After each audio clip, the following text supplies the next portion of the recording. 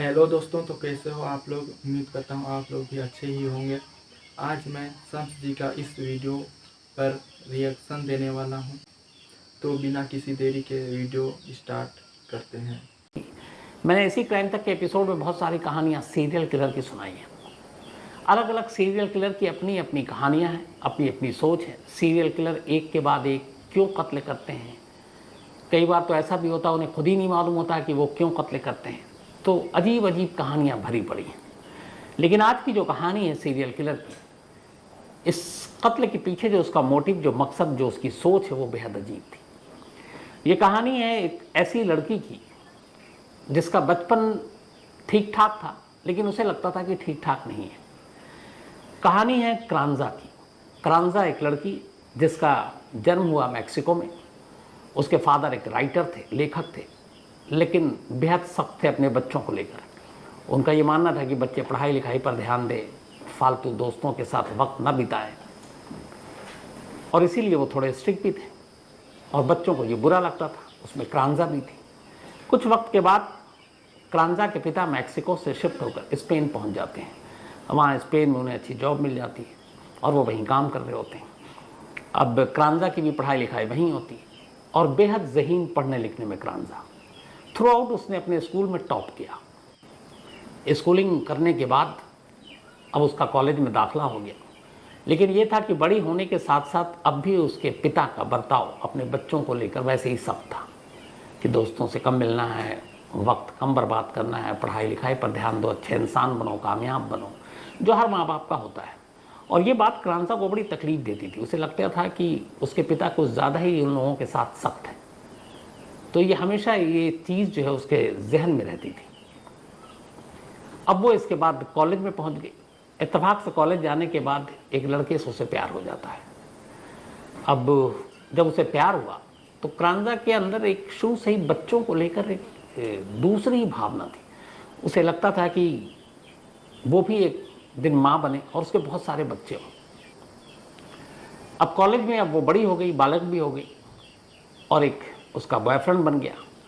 उसने कहा कि अब इससे पहले कि कुछ और हो, कोई रुकावटें आए, घर वालों को कुछ इसके बारे में, बॉयफ्रेंड के बारे में पता चला तो हमेशा की तरह पिता ने डांटा।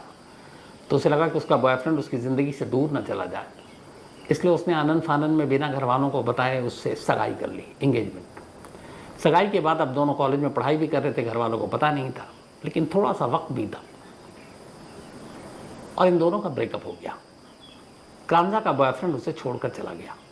ये बात क्रांजा के दिल में एक तरह से घर कर गई। उसे बहुत बुरा लगा कि उसके बॉयफ्रेंड ने उसे डिच किया, धोखा दिया है। उसे इतनी नफरत हो गई अपने बॉयफ्रेंड से कि उसने कहा कि इसको मार डालूंगी। धीरे धीरे वक्त बीता। अब उसने सोचा कि कैसे मारूं, कैसे बदला लूँ। फिर एक रोज़ उसने कहा कि इसकी कार का ब्रेक फेल कर देते हैं, और उसने अपनी उसी बॉयफ्रेंड का, एक्स बॉयफ्रेंड की कार का ब्रेक फेल कर दिया। अब ये था कि कार वो चलाएगा और उसके बाद एक्सीडेंट होगा, उसकी मौत हो जाएगी। लेकिन इत्तेफाक से जब उसका बॉयफ्रेंड कार में बैठा तो उसी वक्त उसने अंदाज़ा हो गया, चेक कर लिया कि शायद ब्रेक फेल है, तो उस गाड़ी को इतनी स्पीड पर ले भी नहीं गया और उसकी जान बच गई। अब जब ये बात क्रांजा को पता चली तो उसे फिर अफसोस हुआ। उसके बाद लगा कि ये सब बेकार है, छोड़ दो ये देश। अब वो स्पेन से जर्मनी पहुंच गई। जर्मनी अपना बिना माँ बाप को बताए हुए वहाँ जाने के बाद उसने छोटे मोटे काम किए। काम करने के बाद अब धीरे धीरे अलग अलग घरों में नौकरी कर रही थी। इसी दौरान में एक आइसक्रीम पार्लर में उसने नौकरी करनी शुरू की।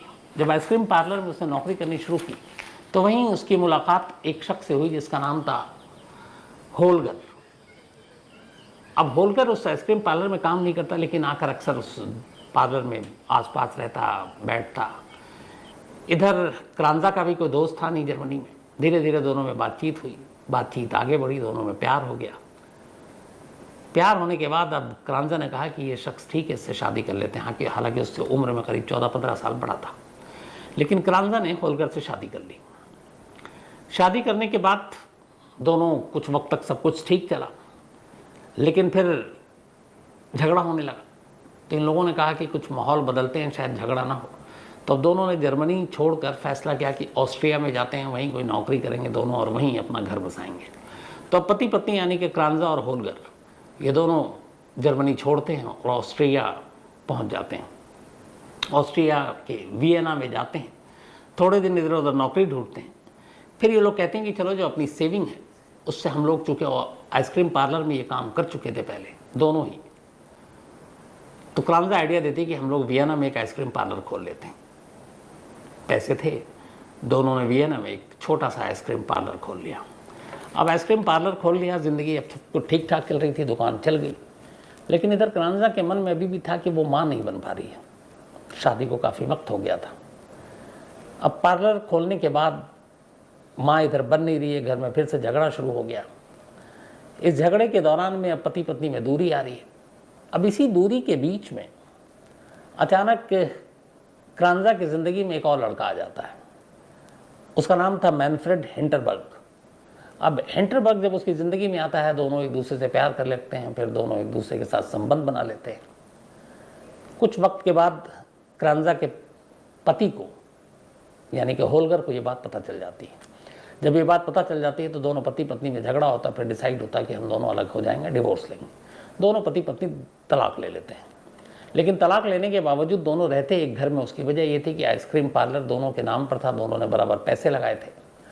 तो पति पत्नी में तलाक हो गया, पर एक ही घर में रह रहे और झगड़ा इनमें फिर भी चल रहा है। तलाक के बाद अब होलगर और क्रांजा के बीच में इस बात पे झगड़ा था कि पार्लर ठीक से नहीं चल रहा, उसके जिम्मेदार तुम हो, वो कहती थी तुम हो। अब इधर डिवोर्स से पहले ही उसकी ज़िंदगी में एक दूसरा लड़का आ गया था, यानी क्रांजा की ज़िंदगी का यह तीसरा शख्स था।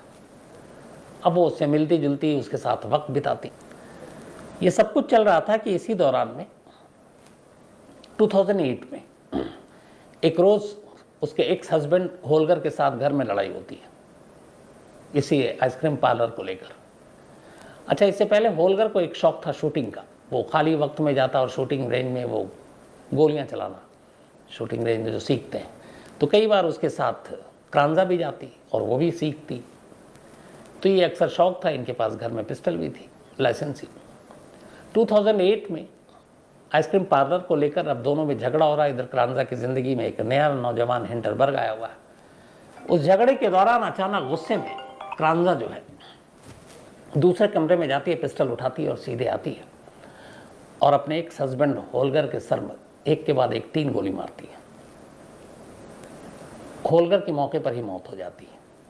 अब मौत के बाद पहली बार क्रांजा घबराती, उसे लगता उसने ये क्या किया। फिर बड़े तसल्ली से सोचती है कि अब आगे क्या करूं। इसके बाद उस लाश को वहीं कमरे में रखती है, कोई आता जाता तो था नहीं। फिर रात वहीं बिताती है। अगला दिन होता है, मार्केट जाती है। फिर वैसे ही जैसे आफ्ताब ने श्रद्धा के लिए किया था, कुछ पॉलीथीन खरीदती है, कुछ आरी खरीद कर लेकर आती है, बॉडी कटर और ये सारी चीज़ें। उसके बाद लाश के टुकड़े करती है। लाश के टुकड़ों को वो एक बाथटब में रखती है और फिर बाजार जाती है और बाजार से अब वो कंक्रीट के पेस्ट, एक तरह से आप कहते हैं ना जब प्लास्टर होता है, घर बनता है तो सीमेंट और ये सारी चीज़ों का, तो अब बाथटब पे वो सारे कंक्रीट के पेस्ट को लगाना शुरू कर देती है। अब बाथटब के अंदर लाश के टुकड़े हैं, ऊपर से उसने कंक्रीट के सारे पेस्ट लगा दिए। अब उसे लगा कि ये पेस्ट को घर पे यहाँ पर रखना तो ठीक है नहीं। अच्छा, इत्तेफाक से इससे पहले ये हुआ कि जो उसका तीसरा बॉयफ्रेंड बना हिंटरबर्ग, उसके आइसक्रीम फ्रीज़र का बिजनेस था। तो आइसक्रीम फ्रीज़र का जो बिजनेस था, तो कुछ फ्रीज़र इन लोगों ने वहीं लिए थे, आइसक्रीम अपना जो इनका पार्लर था। तो जिस जगह पे आइसक्रीम पार्लर था उसके बेसमेंट में ये लोग फ्रीज़र रखते थे और उसी के ऊपर इनका घर था क्रांजा का। तो इसने पति का कत्ल करने के बाद अब उसको बाथटब में बॉडी के टुकड़े किए और ऊपर से कंक्रीट के पेस्ट डालकर उसको बिल्कुल हार्ड बना दिया, सीमेंटेड। फिर अगले दिन 2 मजदूर को बुलाया और कहा कि इस बाथटब को उठाकर बेसमेंट में ले चलो। और बेसमेंट में ले जाने के बाद उसने एक बड़े से फ्रीज़र में उस बाथटब को रखवा दिया। बड़े बड़े फ्रीज़र थे और फ्रीज़र को बंद कर दिया। इसके बाद वो अपनी ज़िंदगी में फिर से मगन हो गई, मस्त हो गई। और अब उसका जो तीसरा बॉयफ्रेंड था हिंटरबर्ग, उसके साथ रोक टोक करने वाला कोई था नहीं। तो वो उसके साथ अब अपना रहने लगी और आइसक्रीम पार्लर का धंधा भी ठीक ठाक चल रहा था। लेकिन अब हिंडरबर्ग से पति की मौत के बाद, एक्स हस्बैंड की मौत के बाद, जब वो ज़्यादा उसके साथ रहने लगी, करीब रहने लगी, तब अचानक क्रांजा को एक राज पता चला। उसे पता चला कि हिंडरबर्ग की ज़िंदगी में और भी कई लड़कियां हैं।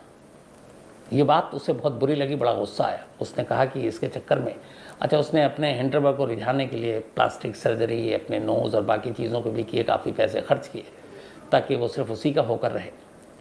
लेकिन जब उसे ये सच्चाई पता चली तो उसे बहुत गुस्सा आया। उसे लगा कि ये मुझे ठग रहा है।